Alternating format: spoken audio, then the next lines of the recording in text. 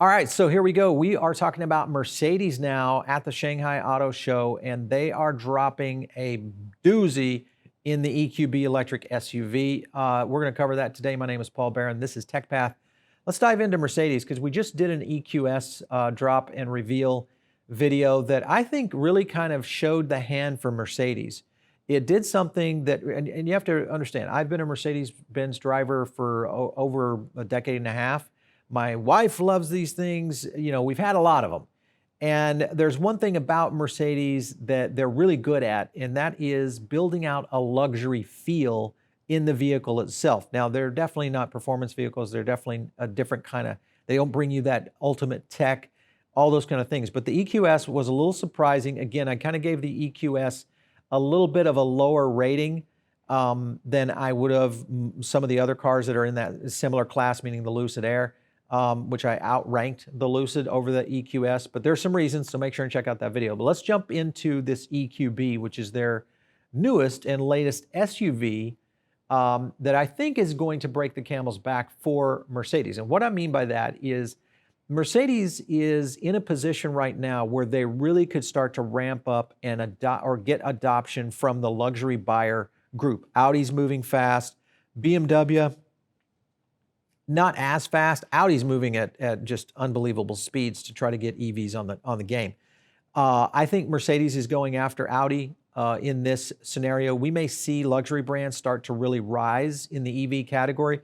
Mercedes may be one of them that is a sleeper that comes out and does it. But they've unveiled this latest EQB model, or the EQ model, which is the first. Will be launched in China and Europe this year. And in 2022, we'll see it in the U.S. It is a seven-seater, so that's something you need, especially if you're comparing this maybe to a GLE.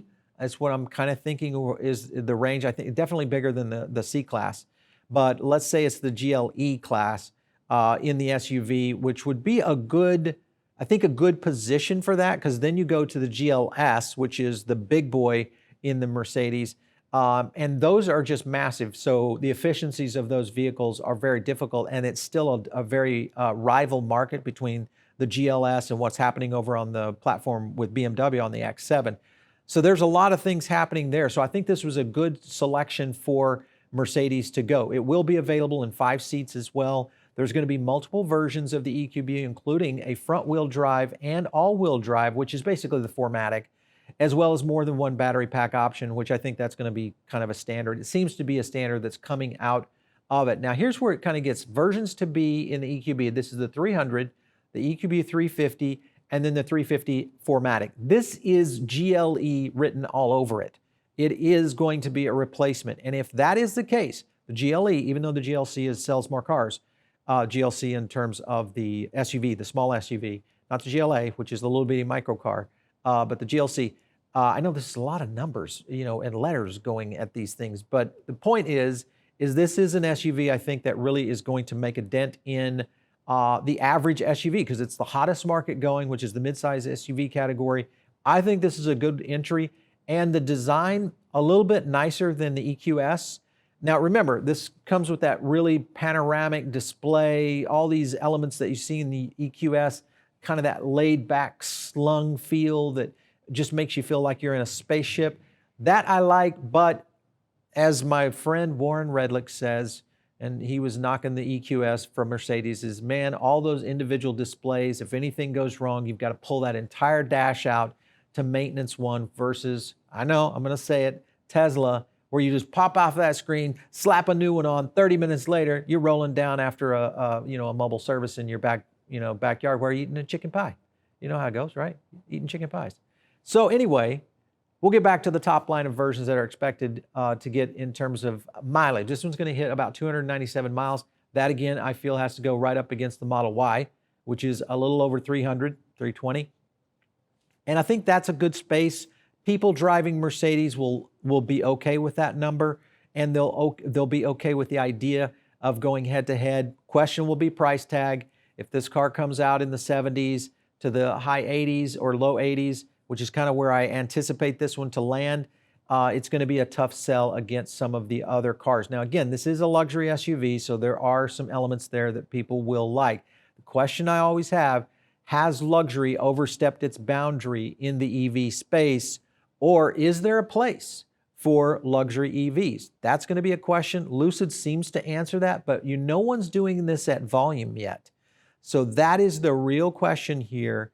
Could we see a lot of the makers like Xpeng, NIO, even Lucid to a certain extent, but more like Tesla, be really kind of owning that mid-range, not necessarily luxury, but upper class EV, and that's good enough because of the price entry point?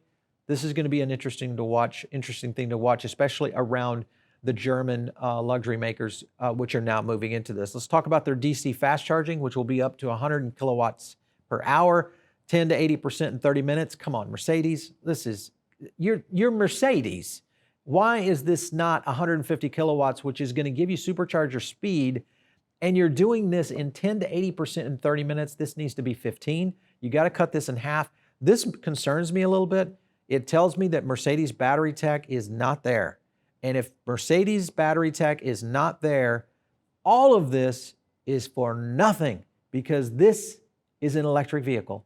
It's the number one thing you as a manufacturer have got to do in terms of delivering it. Sure, they're going to be sexy. They're going to be cool. It's a Mercedes. Yeah, I get it.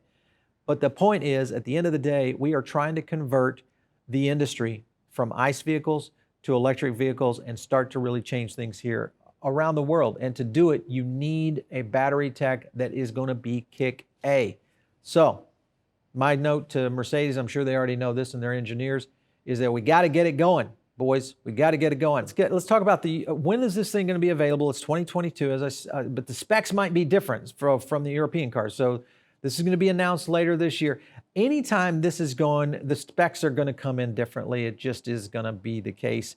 And I think as we start to see Mercedes, Audi, BMW, all of the German, let's not forget Volkswagen, all the German automakers really kind of move into our space here in the United States, because this is a big market that will grow. Obviously, it's not as big as China, but I think it is one that where the luxury vehicles are really going to start to make a dent. So make sure and stay tuned. If you're on the podcast right now, make sure and subscribe. But this might be a good time for you to jump over to the YouTube channel, because there's too many sexy images showing on the screen right now, and you don't want to miss that. So come over to the YouTube channel, just search Paul Barron Network or TechPath, and you'll catch us. And of course, subscribe, hit the bell for notifications so you can get more updated content like this. And if you have an idea for a show, shoot us an email to producer@revernetworks.com. or hit me up on Twitter @Paul Barron. We'll catch you next time at and on TechPath.